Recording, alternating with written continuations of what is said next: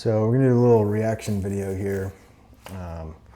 This is this scientist coming on Glenn Beck to talk about the scientific evidence for the Shroud of Turin, and really fascinating. Bunch of stuff in here kind of blew my mind. So do a little reaction. Are you ready to see the face of Jesus? Because in 2025, you can. And thanks in part to my next guest, you will see it. Scientific advancement and now artificial intelligence are working to prove a lot of things, the validity of the Gospels and the historic evidence for the resurrection of Jesus. You might be skeptical. So was my next guest until he was faced with too many facts to ignore. He has studied what we're going to talk about today for years. He is now one of the leading authorities. He's going to talk about the death, the burial, and the resurrection of Christ. What was it actually like? And how the top scientific minds studying the ancient Shroud of Turin may have changed the world forever. The Shroud of Turin. It is an amazing piece of evidence that now has new science to back it up. Welcome, distinguished New Testament scholar, pastor, author, and president of Christian Thinker Society, Jeremiah J. Johnston. That our evangelicals would say that's just a Catholic relic. It's not real. And then dating happened in the late 80s, and they said, no, it's not from the right time period. It's a hoax. It's a forge. Right. But everything has changed now, right? Correct. So let's start with, what is this? Absolutely. The Shroud of Turin is thought to be the burial cloth of the historical Jesus of Nazareth, meaning that it's about 14 feet 3 inches long by 3 feet 7 inches wide. And it's thought that Joseph of Arimathea had purchased this for himself as his own pre-death planning, along with the new tomb. And so even though Jesus is executed in an excruciating fashion as a criminal, he's buried as a king. And the Shroud of Turin gives physical evidence of that fact. When did we first see the Shroud of Turin appear? The Shroud of Turin first appears in John chapter 20. We see this word syndon used, and athonia in Greek. And we also see the Greek word sudarion, which is the face cloth. And then we know that John gives it to Thomas. And then the early church historian, who was right there at the Council of Nicaea, Eusebius, begins to tell us about the Shroud of Turin. Now, he doesn't use those words. Now, Glenn, I'm from Kansas City, okay? So I'm a massive Chiefs fan. But the Chiefs have not always been called the Kansas City Chiefs. You know, right after you were born, they were called the Dallas Texans. Same teams. Very similar, with the image of Edessa, the mandolin, the face of Jesus. It's been known by different names throughout antiquity. It only came to be known as the Shroud of Turin in the 16th century when it finally goes to Turin, Italy. Exactly. So this has been known from the beginning. Exactly. It didn't just historically appear. We have a historical record both in the documents and also in art and in numismatics, coins of the Shroud, which is fascinating. It goes back much older than the Middle Ages. Okay, so let's start with... So I remember hearing about this thing in the 80s and basically dismissing it as, just a 14th century hoax or whatever. And nobody ever brought up back in the 80s that this is actually the inspiration for a lot of the very early original Christian art that you find. So this was a surprise to me to learn about that. And plus some of the stuff on the coins, numismatics, had no idea that they could actually trace that back to this particular image of Christ's face. So that was new information to me, which I thought was really fascinating. Let's just start with the evidence that before it becomes what it is now, before it goes to Turin, let's start with some of the evidence that it existed. Absolutely. The coins, the art. What do you mean? Well, and I want to start originally with the best documents that we have, which are the canonical Gospels of Matthew, Mark, Luke, and John. All four of those make reference to the fact that Joseph of Arimathea and Nicodemus prepared Jesus' body for burial. This is accurate based on Jewish burial traditions. An atheist archaeologist at University of North Carolina, Jody Magnus, says the Gospels get it right when it comes to Jewish burial traditions based on archaeology. And so Joseph of Arimathea has a a very expensive, we know from the shroud, it has a herringbone weave. Now, Glenn, the only reason I know what herringbone is I had to buy that for a backsplash for my wife, and I just know it was the more expensive one. Right, yeah, right. So this was an expensive weave, but we have hundreds of shrouds from the land of Israel. We have hundreds of shrouds from Jerusalem and the Qumran community. Very few of them, if any, have the herringbone weave. So this was a rich man's burial garment. So it shows up there. John 20 is a key passage because, and it's amazing when you read the scripture, you read it so many times, but then it's like you read it for the very first time. It speaks to you. In John chapter 20, John outruns Peter to the tomb of Jesus, which we'll discuss in a minute. It's not until he looks in and it says he saw in Greek 3 times. He saw, bleepo. He saw with understanding, theoretical understanding. Then he saw with experience 3 times the athonia, the sindon, the burial shroud of Jesus, and the face garment, the sudarian, which we have, and then he believed. So right there is where the shroud mystery begins. And they would not have just shuffled these burial garments because it's not like it's shoved. The body, as we'll talk about, emanates through the cloth in the resurrection moment, which we'll talk about. And then Thomas, Eusebius tells us that the disciple Thomas, who Eusebius is a respected church historian, okay? I'm not doing Christian history right now. I'm not losing my mind. I'm not privileging this with some kind of Christian bias. I'm looking at this and evaluating the evidence that you asked about. It goes to Edessa, where a king is said to have actually been healed by it, and there it stays until the Muslim invasion of the 6th century, when it then goes to Constantinople, and we read about it there, and then it eventually goes to France. It's been in private hands, and so where you and I were raised thinking that, oh, this is like the 3 wise men, you can go see the 3 wise men in Cologne in the cathedral. This is also in the 80s, like, I had never heard anything about the chain of custody that they had on this. Like, my understanding was this thing popped up in the 14th century for the first time ever in Turin. It was just like magically appeared. But he's saying there's like a historical chain of custody that takes it all the way back to the Middle East, and this King Odessa. So I don't know why I never heard this stuff in the 80s and like totally dismissed it. But there's so much evidence. It's like pretty overwhelming in this video. Not a Catholic relic. It did not come into be, and to say it accurately, the Pope is custodial of the Turin shroud. It was given to him personally, but not until the 1980s, 1985 to be exact. Wow. So I was conditioned both from my background and from my education to think, oh, there's nothing scientific about that. In this corner, by where you see his feet on the backside, yes, there is a large section taken out. What is that? Very good eye, Glenn. And so because the Shroud of Turin was held in private family hands, noble hands, the hands of a knight, it would be brought out at special occasions. Like if you were having Glenn and Tanya over for dinner, you brought the Shroud of Turin out. You wanted to impress your guests. Right. Or if your child was getting baptized, you would bring out the shroud, be like, I can one-up you. And we know, again, from the historical record that pieces of the shroud were given away to dignitaries as gifts or even as marriage dowries. You would give them a piece of Jesus' burial cloth. Isn't that fascinating? And you can see that right here in our museum replica. Okay, so before we get to first talk to me about the coins, the face of Christ, and absolutely. The icon. Yes. And so when you look at the artwork, the skeptics will say that this is a medieval forgery based on the carbon-14 dating. Mm-hmm. Again, we can't trust this. This is the product of a forger. Never mind, it cannot be duplicated. One man has offered over £1 million British pounds to anyone who can duplicate what's in the Shroud of Turin. And we see these evidential breadcrumbs where we know that in the coins, numismatics, we see the exact same image of the face of Jesus in coins that corresponds with the face of Jesus on the Shroud of Turin.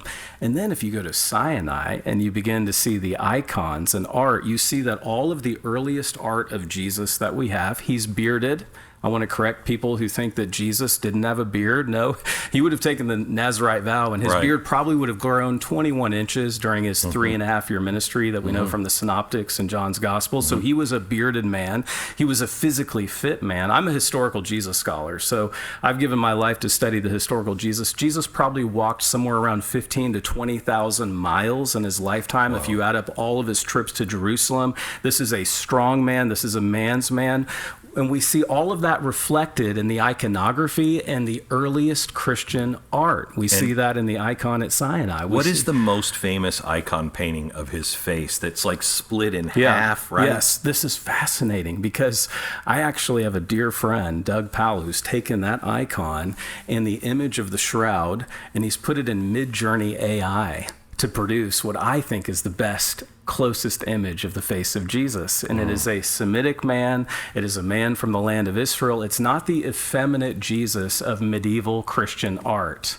The effeminate Jesus, the weak Jesus, the Right. no beard Jesus, all of the earliest coins, the earliest icon from Sinai, and many others. In my slides when I teach students, I mean, you just, again, see this resemblance all emanating off of the source material. And the source shroud. material for the artist is that face right there that we see right here in your studio. Okay. So this is such an amazing, let's just call it, for now, let's just call it art. Correct. As an artist, myself, if I put myself back in time, even 150 years, I don't know what a negative is. Exactly. Okay. So this requires somebody 1,000 years ago, at worst, okay, 1,000 years, perpetrating a fraud Right. with the face of Christ in something that no one understood, Right. a negative, right? Right.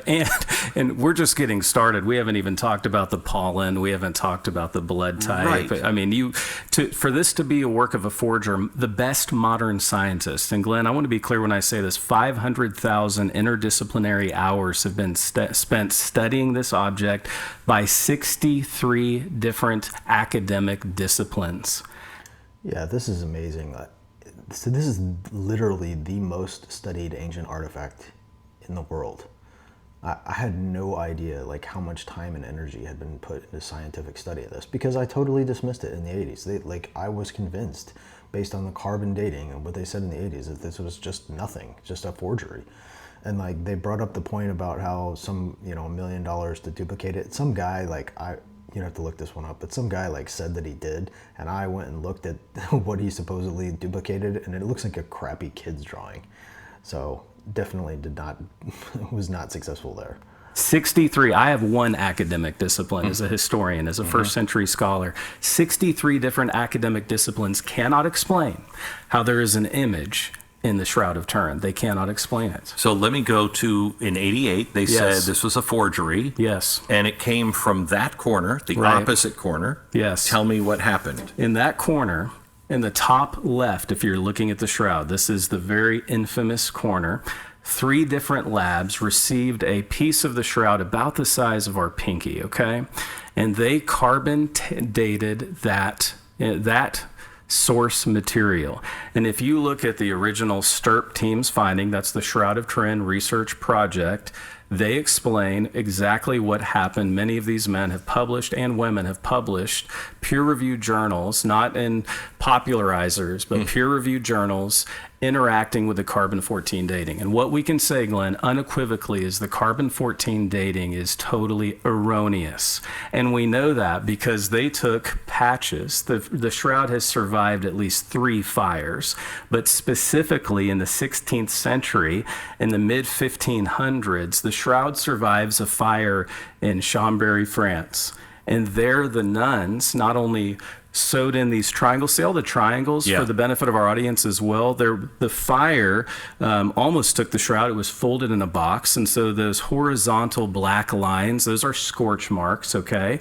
The 16 triangles are patches.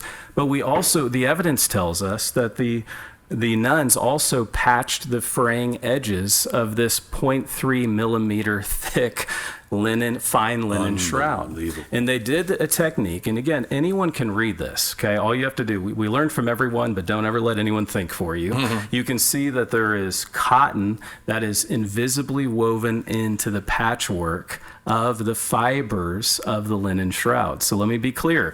The data, it was a problem of sampling. It was a problem of the sample that was taken. They took literally a patch sample, and then the headline was, this is a medieval forgery. It's from 1260 to 1380. So I talked How do to you make that mistake? Schwartz, who How- was he was a scientist. one of How the do you make that lead mistake? scientists on Correct. that, an atheist, Correct. who, when he discovered that what happened and where the patch was taken from, he reversed himself. Did he not? He did. Yeah, and he became a great Christian, and as an atheist, he's like, I'm telling you that's real. And not only an atheist, as you know from interviewing him, but a Jewish atheist, Yes. by the way, a Jewish and very much skeptical. It took him 17 years to believe in the authenticity of the shroud, and he is the documenting photographer. And so what we have in your studios today is the photograph that Barry Schwartz took during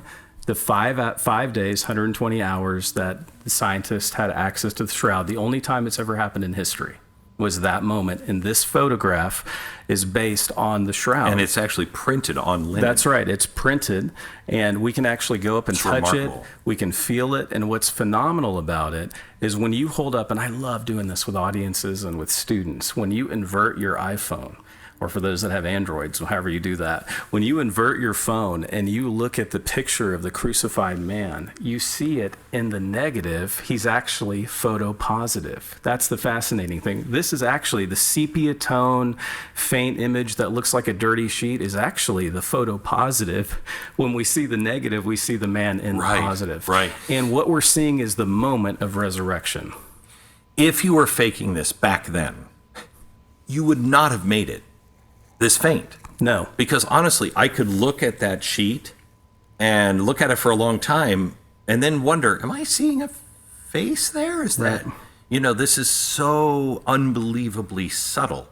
Now, we've gone back. word. Technology has taken us back into the shroud, and they have found seeds and everything that originates from Jerusalem at that time, right? That's right. So Max Fry, a criminologist, spent 5 years of his life studying all of the pollen spores on the Shroud of Turin. And you would think, okay, if this is a forgery, you're going to find pollen, you're going to find all kinds of things from plant life in Europe. What does he find?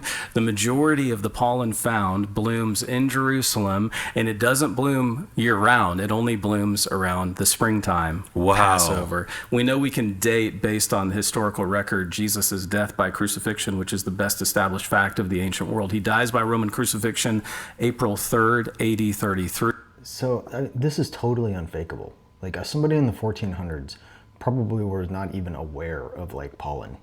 And to have first century Middle Eastern pollen in the Shroud of Turin proving that it came from that region, it's an unfakeable thing. Like you couldn't fake this in the 1400s. So that is incredibly compelling.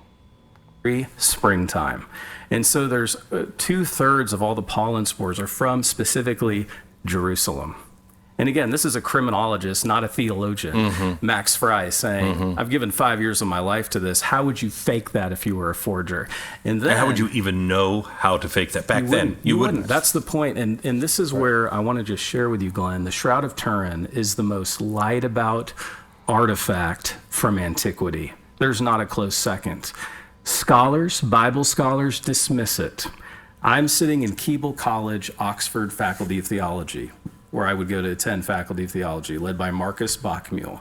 I have written a 93,000-word Überlieferungsgeschichte of resurrection, the tradition of resurrection belief in the Judeo-Christian motif. It's published. It's been written for dozens in the academic world. Yeah. Who care about that. Right. And ask me how many times in Faculty of Theology or working in the Griffith Papyrology Lab where I studied codicology and ancient text, ask me how many times anyone ever brought up the Shroud of Turin to me, studying the resurrection at the primary terminal level. How many? 0. It was laughed about. So Bible scholars dismiss it. Scientists suppress it.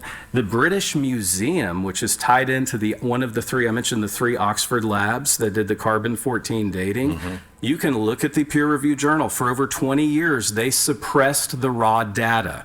And it took a French attorney who believed in the validity of the shroud as an authentic artifact to get them to finally release just the raw data, so I can share what I'm sharing with you today. That okay, the raw data shows it was a poison sample, as it were. It was a sample that was doctored. Motivation? Yeah, why do that? The motivation is John chapter 11. Jesus raises Lazarus from the dead. And people that don't want to believe in truth, no evidence is enough. They refuse to believe that Jesus is who he says he is. Even with Lazarus, who would begin to have an odor from after rigor mortis, is raised before them. So for some people, no evidence is enough. When I was defending my thesis, after 3 years of my life, the man who I'm defending it to has the power to pass me in my viva. He says, do you actually believe the resurrection of Jesus happened, Jeremiah? And that's a big, wonderful man, big British bow tie. But he said, or is that just imaginative storytelling? And I said, David Hume said wise men choose probabilities. I believe Jesus physically rose from the grave. That's the best explanation of the evidence. He said, I don't see it that way. And this is a Bible scholar. Oh, yeah, I know. I spoke to Dominic Crossan one time. You know who? Oh, of course, Dom. And he's a great guy. Yeah, and fun. Yeah, but he absolutely didn't happen. Right. Didn't happen. And so what's the motivation? For those that turn their hearts from truth, no evidence is enough. Yeah. And so I want to be addicted to truth. That's why I love your program. That's why I love what you stand for. Thanks. Okay, so we have the evidence that the carbon dating now we have done again, and it's right. So we have not carbon dated it. We have actually other ways in which we have better. This now, is right? Breaking news. Okay. We have something called Waxus dating, wide angle X-ray scattering, and this is really fun. You know how I mentioned that we have other burial shrouds of Jesus from the land of Israel? Right. So there's a lab in Italy that has a burial shroud that we know is from Masada. And you've been to Israel. You know all about Masada, the last stand against Titus. So we have this. We know the date is sound, AD 70 or so, right? And so they have that shroud sampling. And then they took a sample, a correct sample of the shroud, and they compared that using wide angle X-ray scattering. And they see that there has been 2,000 years of degradation in the shroud fibrils of this fine linen garment, meaning it has been getting old for 2,000 years, not 700. Think about that variation. And some skeptics will say, well, Jeremiah and Glenn, this is a shroud. This is like a linen. I mean, I have linen. Are you telling me it will last 2,000 years? Yes. We actually have much older linen garments. You can, again, look at the Tarkan dress, which is a beautiful blouse that's fine linen, and it's 3,000 years older than the Shroud of Turin, Glenn. So it's a very stable material given the right circumstances. And again, when Jesus rises... So an alternative dating method. So basically what, I understand they're saying is they're looking at these linen fibers underneath microscopes and comparing it to the degradation of a similar shroud from 70 AD. And they can tell, I guess, that the individual fibers have deteriorated at basically the same rate, which, is basically what he's saying proves that it is, approximately 2,000 years old. So now you've got dated, you've got an unfakeable pollen instance in it, and you've got an unfakeable image. So it's just piling up here. From the dead, everything changes in the mind of the first Jews. And so why would they discard this? Okay, so talk about the blood stains on it. And this is so important with you as an artist. How would you know how to forge this? So Alan Adler and other hematologists who are, again, these are experts in the blood, have taken blood samples. And if we had an ultraviolet light right now, that'd be a lot of fun, Glenn, because I could show you that the shroud, the number one substance on the shroud is blood. There are pints and pints and pints of blood all over the shroud. There's blood, there's 50 abrasions. We'll get to the crown of thorns on the forehead. 372 lacerations from a Roman whip called a flagrum, the flagellation of Jesus. So there's blood everywhere. They test the blood. And again, if you're a forger, you're just going to use animal blood, right? And the blood comes back human blood. Guess what the blood type is? Type AB. Less than 3% of the world's population. Yeah, so now it is human blood, and it's type AB, which is mostly in the Middle East. So if somebody is forging this thing, they actually have to crucify a human being from the Middle East in the 1400s for this to be a fake. Or even like 2,000 years ago, they would have to have actually crucified a person to fake this. There's no way this is fake.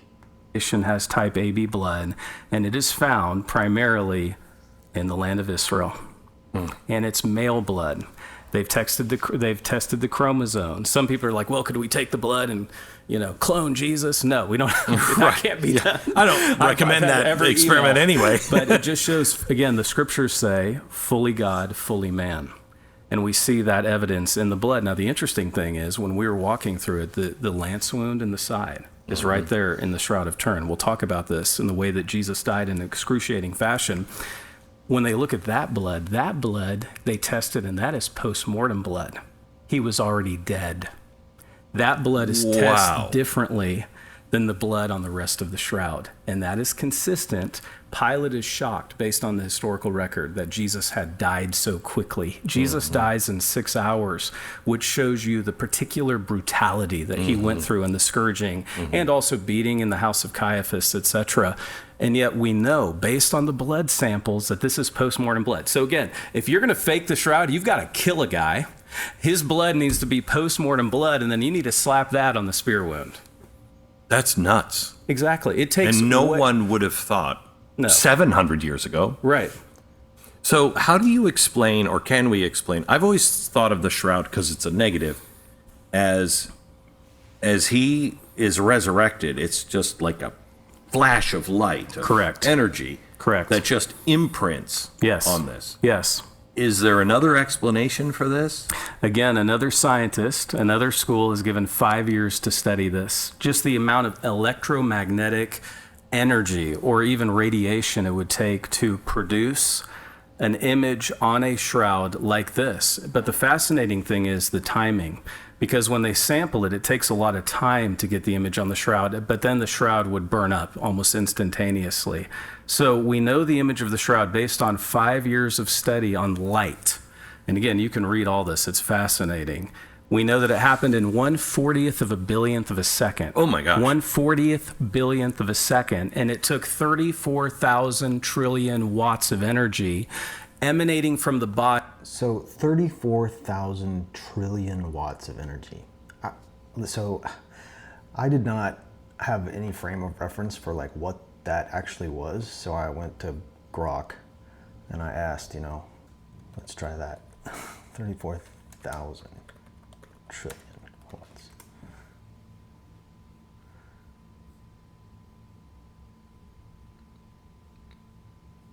An example of something generating 34 petawatts. Large hurricane.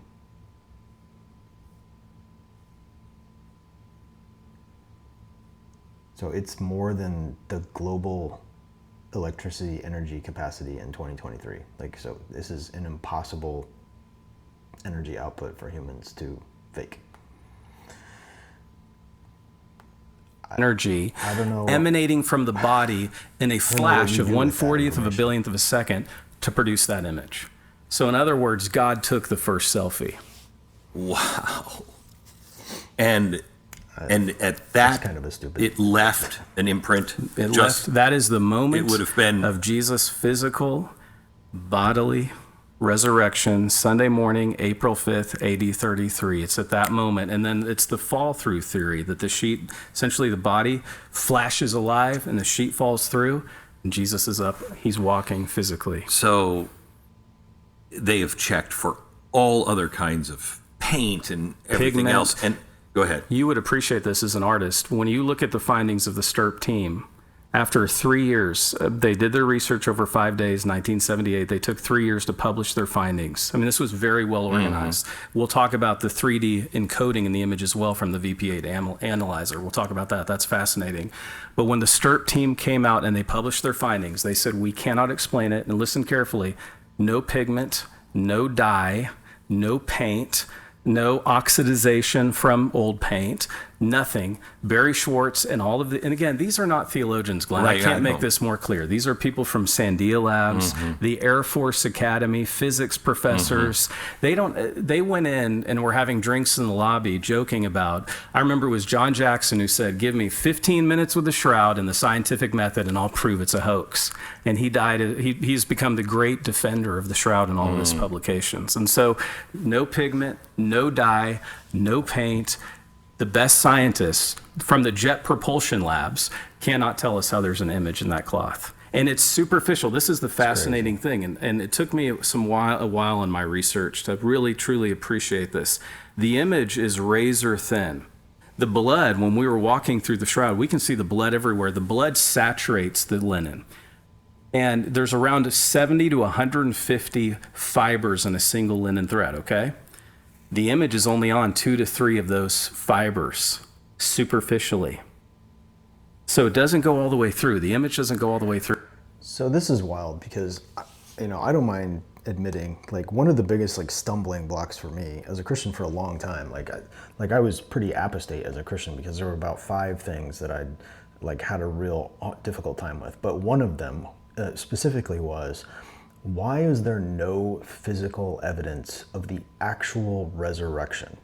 Like, there's physical evidence of, like, his life and his death and all that stuff, but why would God not put something on the earth as physical evidence of his actual resurrection? And I dismissed the Shroud of Turin because I thought it was a fake for years, and most people did. And, like, now you get all this new scientific data, and all of a sudden, there it is.